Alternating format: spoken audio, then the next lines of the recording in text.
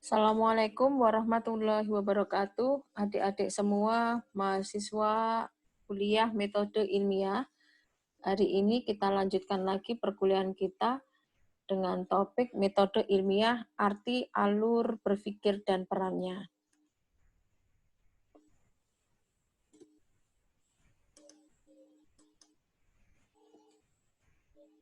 Oke, sebelumnya kita simak video berikut dulu ya.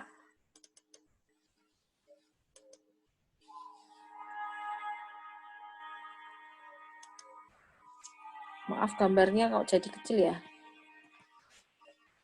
Semoga tetap kelihatan ya, Dek.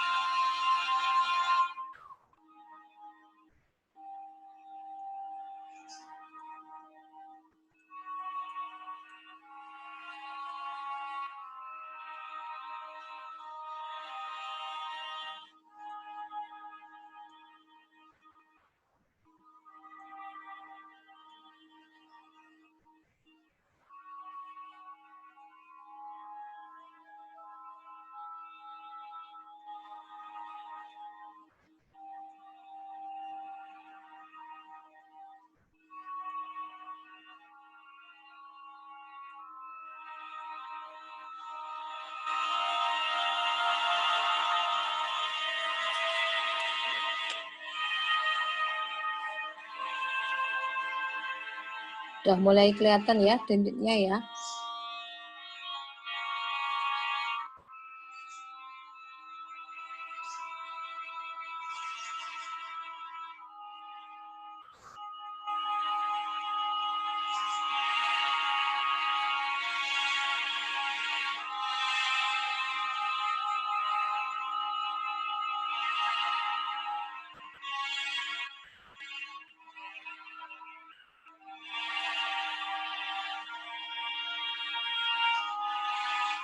Oh, ada lahir anaknya.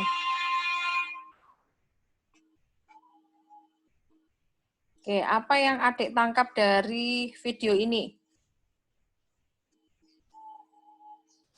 Ini tadi adalah salah satu contoh penerapan metode ilmiah. Jadi ada siswa yang sedang praktikum, kemudian mereka mencari tahu apakah telur itu bisa menetas menjadi anak ayam tanpa cangkang dan tanpa dierami induknya. Nah, untuk menjawab pertanyaan ini, kemudian mereka mengumpulkan berbagai informasi, termasuk dari jurnal. Jadi, salah satunya pada suhu berapa telur itu akan bisa berkembang menjadi embrio. Terus kemudian berapa lama perlu masa pengeraman.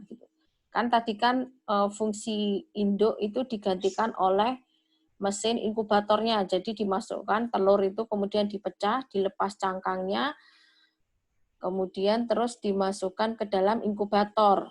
Nah, karena mendapatkan suhu yang hangat, ternyata kurang lebih setelah 21 hari, ada yang 21 hari, ada yang bisa sampai minggu keempat, itu kemudian telur bisa menetas dan menjadi anak ayam. Itu tadi contoh penerapan metode ilmiah. Jadi, metode ilmiah itu apa? Oke, metode ilmiah atau kalau dalam bahasa Inggrisnya sering disebut scientific method, itu merupakan proses keilmuan untuk memperoleh pengetahuan secara sistematis berdasarkan bukti yang nyata.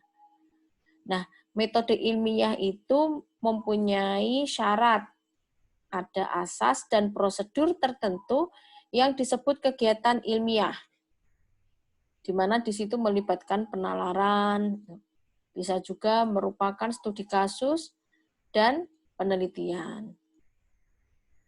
Oke. Apa itu penalaran? Penalaran merupakan suatu proses penemuan kebenaran di mana tiap-tiap jenis penalaran mempunyai kebenarannya masing-masing. Itu ya yang harus kita highlight ya. Masing-masing jenis penalaran itu mempunyai kriteria kebenarannya masing-masing. Jadi kalau nanti ketika adik berdebat secara ilmiah, kemudian menemukan masing-masing meyakini kebenarannya sendiri-sendiri gitu. Ada perbedaan kebenaran yang diyakini. Itu karena mereka punya kriteria kebenarannya masing-masing. Seringkali tidak ketemu antara jenis penalaran satu dengan penalaran yang lain. Nah, penalaran itu merupakan suatu proses berpikir dalam menarik suatu kesimpulan yang benar dan bukan merupakan hasil perasaan atau meraba-raba, menduga-duga. Sehingga penalaran itu merupakan suatu kegiatan yang mempunyai ciri tertentu dalam penemuan kebenaran. Cirinya terutama ada dua ya, yaitu bersifat logis dan analitis. Itu penalaran. Nah, pelaksanaan metode ilmiah itu pada umumnya terdapat 7 tahap. Yang pertama kita merumuskan dulu masalah penelitiannya, kemudian mengumpulkan keterangan terkait dengan pemecahan masalah, bisa juga dengan mengkaji teori, mengumpulkan informasi-informasi, membaca jurnal, membaca buku. Kemudian setelah kita melakukan studi literatur, kemudian menyusun hipotesis. Hipotesis itu dugaan sementara ya, atau jawaban sementara dari pertanyaan penelitian kita. Setelah menyusun hipotesis, kemudian hipotesis tersebut diuji. Nah, kemudian data yang kita kumpulkan tadi itu kita olah dan kita analisis. Selanjutnya kita tarik kesimpulan dan kita tulis tadi semua rangkaian pelaksanaan metode ilmiah kita itu.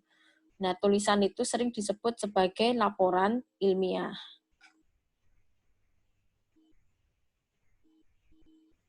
Nah, metode ilmiah itu didasari oleh sikap ilmiah. Yang pertama adalah rasa ingin tahu. Kemudian jujur. Lalu objektif. Lalu tekun gitu. Jadi tidak putus asa ya. Nanti kalau kita melakukan penelitian kita bisa jadi akan mengalami beberapa kegagalan. Tidak berhasil mendapatkan data. Nah, itu jangan putus asa, cari terus. Kemudian teliti dan terbuka, mau menerima pendapat yang benar dari orang lain. Kemudian karakteristik ilmiah adalah berdasarkan fakta, bebas dari prasangka, kemudian bersifat kritis dan analitis, bersifat logis, bersifat objektif, dan bersifat konseptual serta empiris. Itu adalah karakteristik ilmiah. Ini yang kemarin disinggung ya di diskusi di WA Group. Jadi metode ilmiah itu selain mempunyai keunggulan juga mempunyai keterbatasan. Keunggulannya tentu saja bisa melahirkan sikap ilmiah yang terpuji. Kemudian kebenaran ilmu itu kan tentatif, tidak absolut, tidak mutlak, sehingga mendorong kita untuk belajar ilmu secara terus-menerus. Nah, dengan metode ilmiah kita juga akan terbiasa dengan kebenaran yang objektif. Juga tidak akan mudah percaya tahayul gitu. Karena kalau berpikir ilmiah itu adalah sesuatu yang bisa ada buktinya, kemudian bisa dilogika, sehingga tidak mudah percaya tahayul. Yang kelima, itu metode ilmiah juga bisa membimbing rasa ingin tahu. Dan tidak berpikir secara prasangka, lalu bisa membimbing kita untuk tidak mudah percaya berita, percaya isu, percaya gosip, tanpa adanya bukti yang nyata. Lalu apa keterbatasannya? Nah, data yang disimpulkan dari data ilmiah, karena yang melakukan proses ilmiah tadi kan manusia ya. Sementara manusia itu kan panca inderanya kan terbatas. Sehingga pengamatan itu harus hati-hati supaya tidak keliru. Dan karena panca indera kita itu terbatas, sangat mungkin sekali terjadi beberapa keliruan atau kesalahan. Sehingga kebenaran ilmiah itu bersifat tentatif. Kalau ada lagi penemuan yang lebih teliti, lebih valid, tentu saja penelitian sebelumnya itu menjadi tidak berlaku lagi kebenarannya. Oke, kemudian pola pikir dalam metode ilmiah itu ada dua, induktif dan deduktif. Jadi kalau induktif itu mengambil kesimpulan dari kasus yang bersifat khusus ke yang bersifat umum. Contoh, tumbuhan akan mati. Ini khusus ya. Kemudian hewan akan mati juga khusus. Kesimpulannya, semua makhluk hidup akan mati. Karena kesimpulannya bersifat umum. Dan kemudian berpikir deduktif. Itu kebalikannya dari induktif. Jadi kalau deduktif, dari yang umum ke kesimpulan yang bersifat khusus. Contoh, semua hewan akan mati. Ini umumnya. Terus kemudian lebih spesifik lagi. Di dalamnya ada singa adalah hewan. Terus kemudian kesimpulannya singa akan mati. Ini deduktif. Oke, nanti adik-adik bisa belajar membuat contoh induktif dan deduktif ya, kemudian dikumpulkan di Spada. Oke. Lalu apa peran dari metode ilmiah? Metode ilmiah itu menjadi kerangka dasar kegiatan penelitian, di mana penelitian merupakan salah satu bentuk implementasi dari penerapan metode ilmiah. Ya, dan dari penelitian itu kan kita juga akan mendapatkan ilmu pengetahuan. Jadi saling ini ya, saling berinteraksi ya antara metode ilmiah, penelitian, dan ilmu pengetahuan. Oke, kita ulang lagi apa itu ilmu pengetahuan. Jadi ilmu hubungannya apa dengan metode ilmiah. Ilmu pengetahuan itu merupakan produk yang diperoleh melalui prosedur ilmiah atau metode ilmiah. Dan ilmu pengetahuan juga dianggap sebagai proses yang diperoleh secara logis untuk menjelaskan suatu gejala secara empiris, sehingga bersifat terbuka. Dan ilmu pengetahuan merupakan bangunan atau akumulasi pengetahuan yang diperoleh sepanjang sejarah perkembangan manusia. Jadi pengetahuan-pengetahuan sebelum ini ya, ketika masih zaman purba itu juga termasuk pengetahuan. Bagaimana menimbulkan api, bagaimana cara menangkap hewan buruan, itu kan semuanya adalah pengetahuan. Pengetahuan itu berfungsi untuk menerangkan gejala.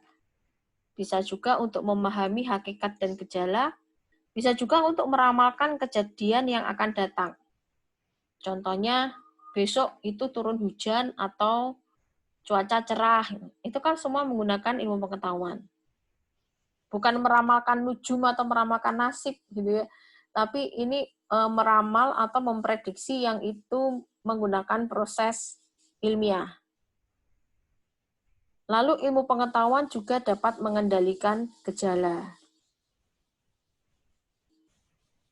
Nah, ciri dari ilmu pengetahuan itu mempunyai objek kajian, ada metode pendekatannya, disusun secara sistematis dan bersifat universal. Jadi bisa diterima secara universal. Itu adalah ciri dari ilmu pengetahuan. Oke, dan apa hubungan metode ilmiah dan penelitian? Metode ilmiah, kita ulangi lagi ya, kemarin sudah disinggung juga, menjadi dasar kegiatan penelitian, di mana dalam penelitian akan berisi penerapan metode ilmiah. Oke, demikian pertemuan hari ini. Singkat saja, nanti kita lanjutkan di WA Group dan silahkan mengerjakan assignment di Spada. Terima kasih atas perhatiannya. Wassalamualaikum warahmatullahi wabarakatuh.